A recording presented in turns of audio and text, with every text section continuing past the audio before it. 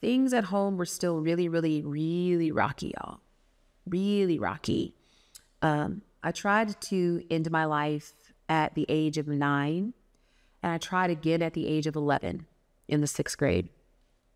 But I had also made a friend in the 6th grade who invited me to church. Now, the thing you have to understand is I did not grow up in a church-going home.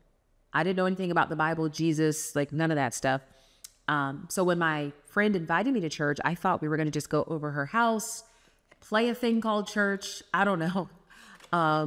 But she invited me to church, y'all, went to church, and it was like transformative. The people there were so kind. They like wanted me to be there. You know, for the first time in my life, people were excited to see me, like genuinely excited to see me. And it did something to my soul. Like, I just was like, wow, these people are so awesome.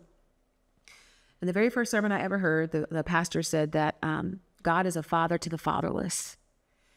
And I remember thinking, well, if God is a father to the fatherless and I'm fatherless, who is God? Like at 11 years old, I had this question kind of seeded into me, you know, well, if God is a father to the fatherless, I'm fatherless, who is God?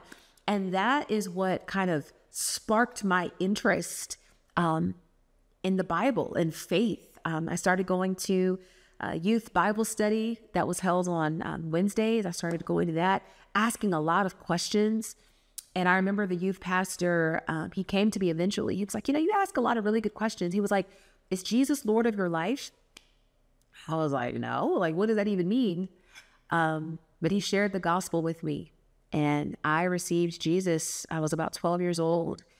And I share this because the two pivotal events that I think placed me on the trajectory that my life has been on, despite the chaos, despite the abuse, was one, Miss Johnson in the 4th grade, you know, her speaking into my potential, looking beyond my behavior.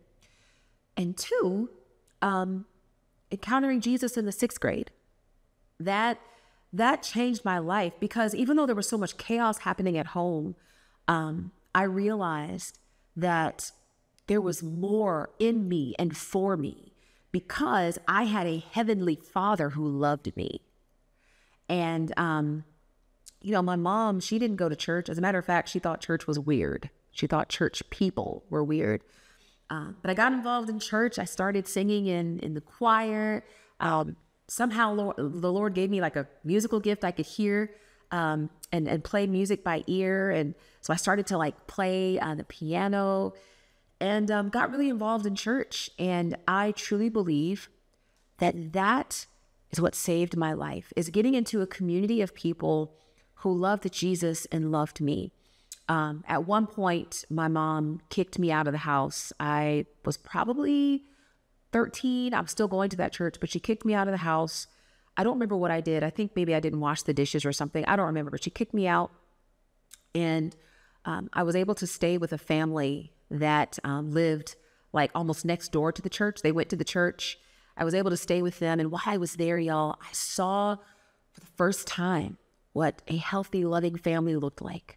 Like I saw for the first time a father and a mother and children sitting together at dinner and talking about their day and laughing and joking together. Like that had never happened to me before. So in many ways, I think my mom kicking me out, it was like a blessing in disguise, because it exposed me to what a healthy family could look like.